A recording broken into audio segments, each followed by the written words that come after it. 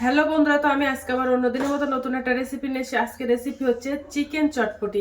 তোর সাথে একরকম চিকেন রান্না খেতে ভালো লাগে না, তো ভিন্ন ধরনের রান্না খেতে ইচ্ছে করে, তো ওই জন্য আজকে চিকেন চটপটি বানাতে চলে এসেছি। তো চলো শুরু করি। তো প্রথমে আমি চিকেনগুলো ম্যারিনেশন করে নেব। তো আমি 1 কেজি মুরগির মাংস নিয়ে নিয়েছি, তো এবার ম্যারিনেট করে নেব। তো 1 চামচ লবণ, একটা লেবুর হাফ নিয়ে নিয়েছি লেবুর রস, 1 চামচ আদা রসুন বাটা, আর দেব ধনেপাতা কুচানো। তো এগুলো দিয়ে ভালো করে মুরগির মাংসটা মেখে নেব।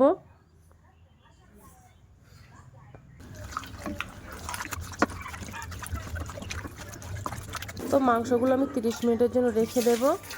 আচ্ছা, এবার আমি রান্নাটা করব। তো দেখো, প্রথমে আমি উনানে কড়াই দিয়ে দিয়েছি। ফ্রাইং প্যানটা গরম হয়ে গেছে, এবার আমি ওর মধ্যে একটু সাদা তেল দিয়ে দেব। দিয়ে চিকেনগুলো আমি হালকা ফ্রাই করে নেব। তো তেলটা গরম হয়ে গেছে, এবার আমি চিকেনগুলো দিয়ে দেব, যে ম্যারিনেশন করে রেখেছিলাম চিকেনটা।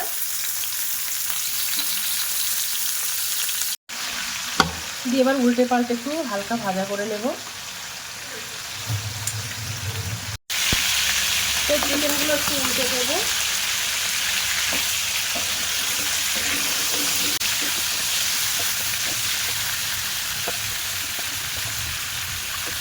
ওর মধ্যে এবার আমি দুটো পেঁয়াজ দেবো, একটা বড় সাইজের পেঁয়াজ দিয়ে দিয়েছি, আর দেবো ক্যাপসিকাম।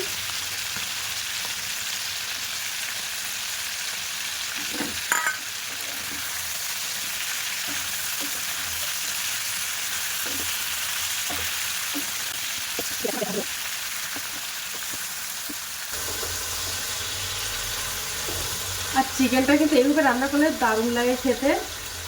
এটা ভাত কিংবা পরোটা, নান যার সঙ্গে খাবে তার সঙ্গে কিন্তু সুন্দর জমে যাবে।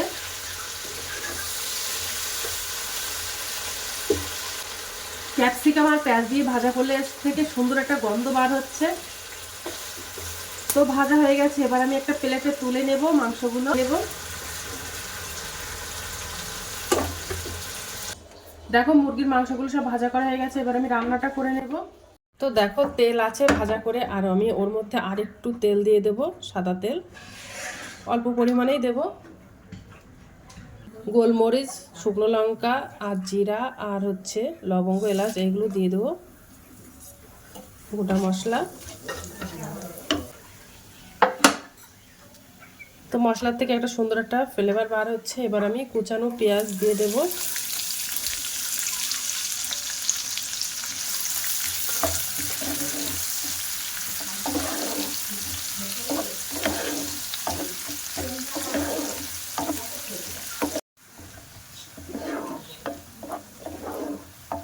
তো দেখো, পেঁয়াজ রসুনটা হালকা লাল লাল করে ভাজা করে নিয়েছি। এবার আমি ওর মধ্যে 1 চামচ আদা রসুন বাটা দিয়ে দেব।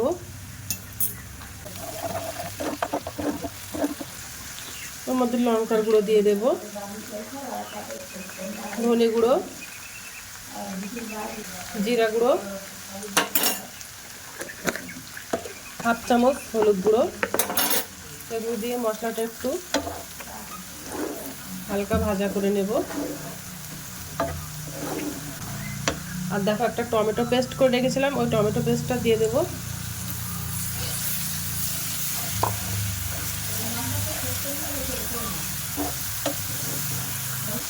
তো মশলাটা তেল ছাড়া মতো হয়ে আসলে তখনই মাংসগুলো আমি দিয়ে দেব।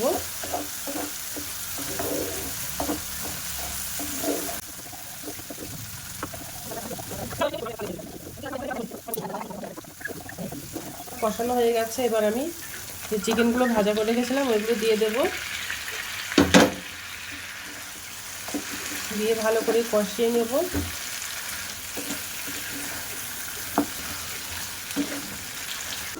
তো ভালো করে মাংসটা কষিয়ে নেব।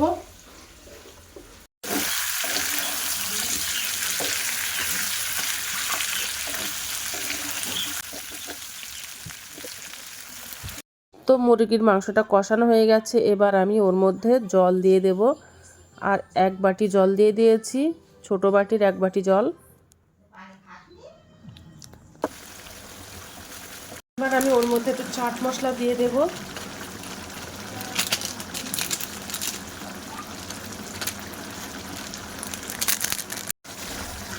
এবার আমি একটু কাঁচা লঙ্কা আর আদা কুচানো দিয়ে দেবো উপর থেকে ছড়িয়ে।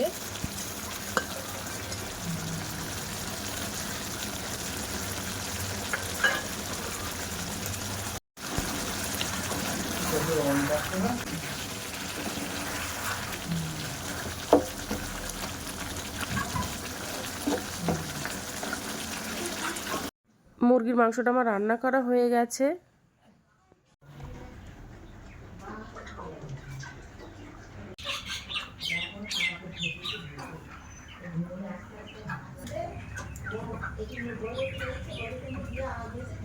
আমার রেসিপিটা বানানো হয়ে গেছে, এবার আমি একটু ট্রাই করে দেখবো যে কেমন লেগেছে। তো তোমরা তো খেতে পারবে না, আমি